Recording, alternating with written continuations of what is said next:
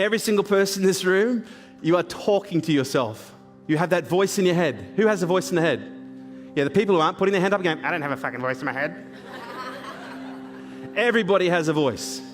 That little voice, ultimately, what do you think it is? It's your ego. Business is one of those things that when the pressure is on, when there is stress there, it typically brings out people's egos. Anyone heard of an ego before? Everything has a purpose. What do you think the purpose of the ego is? The ego is actually there to protect you.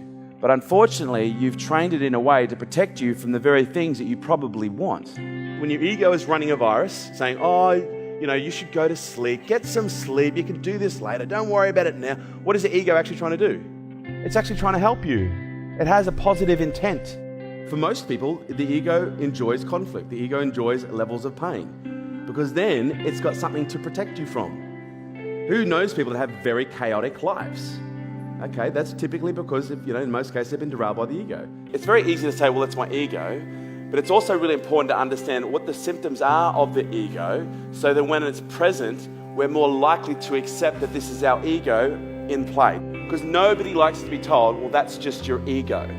Because when someone says to you, that's just your ego, what do you want to do? Let me show you my fucking ego.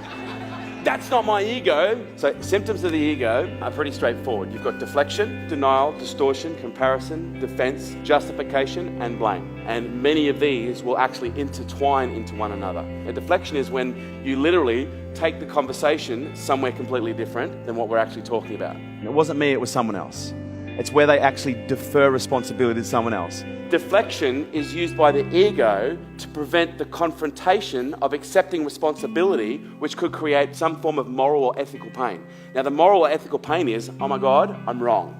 Denial. Is it fair to say that you can say no, and there's an intense amount of tension behind it that means that there is something more than just you saying no? Denial is when someone has to fight for their no. And a comparison is when you actually come out and I say, well, look, I can see right now that you're struggling. You go, yeah, look, but if you're comparing Jane to me, I'm actually not struggling at all. And it's like, well, I'm not comparing you to Jane. I'm having a conversation with you about where I think you're at right now. Justification, where they try and sell you as to why they have done what they have done. The key thing that is present in all of these responses is typically a level of emotion and or tension. It's not a relaxed deflection. It's not a relaxed denial. Because all the ego wants you to do is listen to my stories, trust me. We're best mates. I've been with you for so long. Why would you not trust me? It's important to understand that your ego is a third-party entity. But you've been listening to that voice for so long, you actually think that when you're in conversation and dialogue, you actually think you're talking to yourself. But you're not talking to yourself. You're talking to a third-party entity that has been created as a form of protection. You want to acknowledge the ego. You want to create a disassociation and start disassociating yourself between the voice and who you are.